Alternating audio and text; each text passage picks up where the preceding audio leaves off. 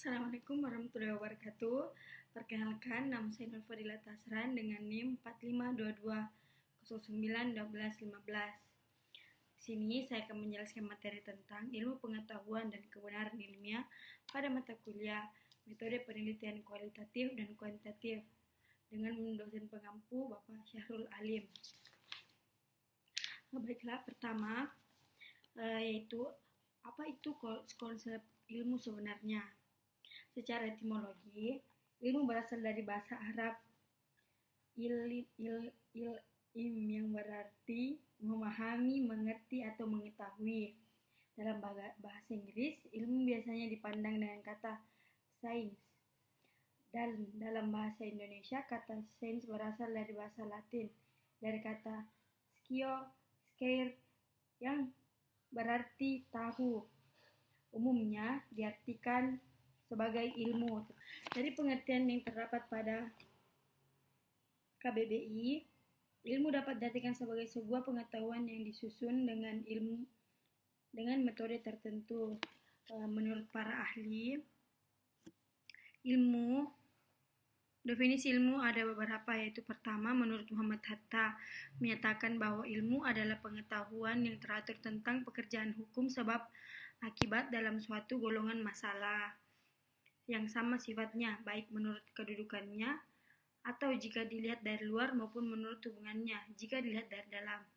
Nah, kedua, menurut Muhammad Idzun Taufik mengemukakan bahwa ilmu adalah penelusuran data atau informasi melalui pengamatan, pengkajian, dan dasar eksperimen dengan tujuan menetapkan hakikat, landasan dasar ataupun usul-usulannya. Nah, menurut Dewey, hakikat ilmu terletak bukan pada kesimpulan yang dicapai, melainkan pada metode observasi, eksperimentasi, dan penalaran matematiknya. Terus ada menurut Hamid bahwa ilmu adalah pengetahuan yang telah teruji kebenarannya melalui metode-metode ilmiah. Oleh sebab itu, ilmu pada hakikatnya adalah pengetahuan ilmiah. Seseorang yang telah memiliki ilmu atau pengetahuan ilmiah dituntut memiliki sifat-sifat terbuka, jujur, teliti, kritis, tidak mudah percaya tanpa adanya bukti-bukti, serta tidak cepat putus asa dengan pekerjaan atau hasil karyanya. Nah, selanjutnya itu konsep pengetahuan. Secara etimologi, konsep pengetahuan berasal dari bahasa Inggris, yaitu knowledge, yang berarti pengetahuan. Di sini, Edward menjelaskan bahwa pengetahuan adalah kepercayaan yang benar.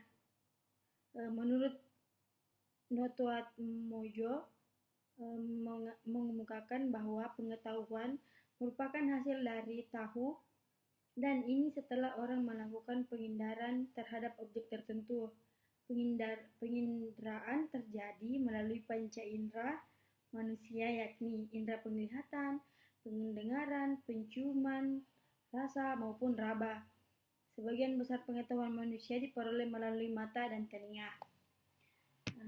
Selanjutnya, menurut Ali dan Asrori mengemukakan bahwa pengetahuan adalah kumpulan tentang segala sesuatu yang diketahui dan telah dimiliki oleh manusia.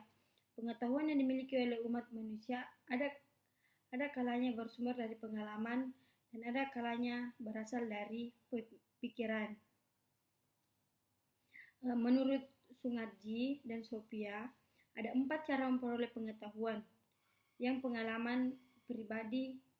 yaitu pengalaman pribadi, modus otoritas, penalaran edukatif, dan penalaran induktif. Selanjutnya itu sumber pengetahuan. Dalam pengetahuan yang kita bahas sekarang memiliki beberapa sumber, diantaranya yaitu pertama, rasional. Di sini Endang Saifuddin Ansari mengemukakan bahwa aliran rasionalisme menganggap bahwa sumber pengetahuan manusia yang dapat dipercaya adalah pikiran, rasio, ataupun akal, dan jiwa manusia. Rasionalisme tidak mengingkari peran pengalaman, tetapi pengalaman dianggap sebagai perangsang bagi akal atau sebagai pendukung bagi pengetahuan yang telah ditemukan oleh akal. Nah, yang kedua yaitu empiris, merupakan teori tabula rasa yang menyatakan bahwa pada awalnya manusia tidak tahu apa-apa, seperti kertas putih yang belum ternoda. Pengalaman indrawinya mengisi catatan harian jiwanya hingga menjadi kompleks dan menjadi pengetahuan yang cukup. Berarti, jadi empiris bisa diartikan sebagai aliran yang menganggap bahwa pengetahuan manusia itu berasal dari pengalaman manusia, dari dunia luar yang ditangkap panca inderanya. Nah, yang ketiga yaitu kritis. Di sini dijelaskan bahwa masing-masing aliran itu mitra kedaulatannya. Tetapi, jika masing-masing mengklaim benar, akan menemui kesulitannya sendiri. Kan mengakui kebenaran pengetahuan indera, dan di pihak-pihak ia mengakui bahwa akal budi juga mampu mencapai kebenaran. Jadi, aliran kritisisme ini adalah aliran yang berpendapat bahwa pengetahuan manusia itu berasal dari dunia luar maupun dari jiwa ataupun pikiran manusia. Nah, yang terakhir itu intuisi. Nah, di sini ada contohnya, yaitu seseorang yang mempunyai masalah yang sedang memupukkan pemikirannya terhadap penyelesaian masalah tersebut, tiba-tiba menjadi jalan penyelesaian tanpa perlu berpikir panjang, seolah-olah kebenaran cari akan datang sendiri. Nah, di sini intuisi yaitu pengetahuan yang diperoleh tanpa melalui proses pemikiran yang tertentu. Nah, selanjutnya yaitu konsep ilmu pengetahuan. Di sini Sutrisno mengemukakan bahwa ilmu pengetahuan adalah kumpulan dari pengalaman dan pengetahuan sejumlah orang, kemudian dipadukan secara harmonis dalam suatu bangunan yang teratur. Orang-orang yang dapat mengambil manfaat sebesar-besarnya dari ilmu pengetahuan. Justru karena ilmu pengetahuan disusun dari pengalaman dan pengetahuan yang sudah diuji kebenarannya.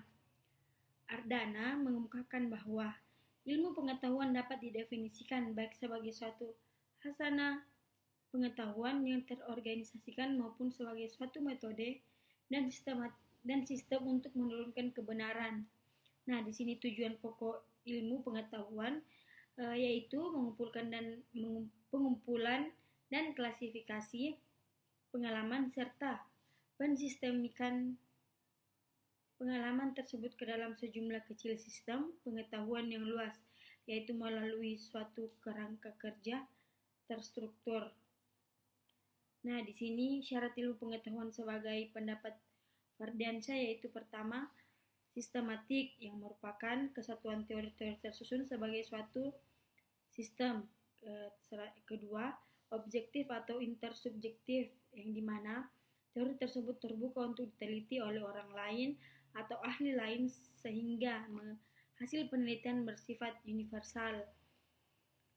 Ketiga, yaitu dapat dipertanggungjawabkan, di mana ini mengandung kebenaran yang bersifat universal, dengan kata lain dapat diterima oleh orang lain atau ahli-ahli lain. Nah, di sini ada hakikat kebenaran. Menurut Syafi'i menyatakan bahwa maksud dari hidup ini adalah untuk mencari kebenaran. Tentang kebenaran apa? Plato berkata, apa kebenaran itu? Lalu waktu yang tak bersamaan, bahkan jauh belakangan, Berkeley menjawab, kebenaran itu adalah kenyataan. Namun bukanlah kenyataan menurut Dassulem. Itu tidak selalu yang seharusnya terjadi. Dalam bahasan ini, makna kebenaran dibatasi pada kekhususan makna kebenaran keilmuan atau ilmiah. Kebenaran ini mutlak dan tidak sama ataupun langgeng, melainkan bersifat nisbi atau relatif, sementara tentatif dan hanya merupakan sebuah pendekatan. Kebenaran intelektual yang ada pada ilmu bukanlah suatu efek keterlibatan ilmu dengan bidang-bidang kehidupan. kebenaran merupakan ciri khas dari ilmu itu sendiri. Di sini selanjutnya hakikat kebenaran ilmiah. Harloot Titus menyatakan bahwa kebenaran ialah sesuatu yang sesuai dengan fakta atau sesuatu yang selaras dengan situasi aktual. Kebenaran ialah kesesuaian atau argumen antara pernyataan atau statement mengenai fakta dengan fakta aktual atau antara keputusan atau judgment dengan situasi di seputar yang diberikan interpretasi. Firhat dan Haryono mengatakan bahwa kebenaran pada awalnya berada pada diri si pengenal. Kebenaran diberi batasan sebagai kesesuaian akal dengan kenyataan yang terjadi pada taraf pengalaman indrawi maupun akal budi, tanpa pernah sampai pada kesamaan yang sempurna yang dituju kebenaran dalam pengalaman manusia. Secara ontologi, pada dasarnya, kebenaran ilmu pengetahuan digolongkan kepada dua jenis teori, yaitu teori kebenaran korespondensi untuk ilmu-ilmu kealaman dan teori kebenaran koherensi untuk ilmu-ilmu humaniora dan sosial. Sifat kebenaran ilmu adalah universal, sejauh kebenaran tersebut dapat dipertahankan. Selanjutnya itu metode ilmiah. Di sini metode ilmiah ini menggunakan langkah-langkah yang sistematis, teratur, dan terkontrol. Di sini supaya suatu metode yang digunakan dalam penelitian disebut metode ilmiah, maka metode tersebut harus mempunyai beberapa kriteria. Yang pertama, berdasarkan fakta. Kedua, bebas dari prasangka. Ketiga, menggunakan prinsip-prinsip analisis. Keempat, menggunakan hipotesis. Kelima, menggunakan ukuran objektif. Dan keenam, menggunakan teknik kuantitatif. Metode ilmiah didasari oleh sikap ilmiah. Selanjutnya yaitu pendekatan mencari kebenaran ilmiah. Ari dan kawan-kawan mengungkapkan bahwa pendekatan ilmiah bertumbuh pada dua anggapan dasar, yaitu pertama, kebenaran dapat diperoleh dari pengalaman, dan kedua, gejala itu timbul sesuai dengan hubungan-hubungan yang berlaku menurut hukum tertentu. Pendekatan ilmiah merupakan pengkombinasian yang jitu dari pendekatan empiris dan pendekatan rasional. Kombinasi ini didasarkan pada hasil analisis terhadap kedua pendekatan tersebut. Pada satu segi, kedua pendekatan tersebut bisa dipertanggungjawabkan, namun pada segi yang lain, terdapat beberapa kelemahan. Pertama yaitu pendekatan empiris, kedua pendekatan rasional, ketiga pendekatan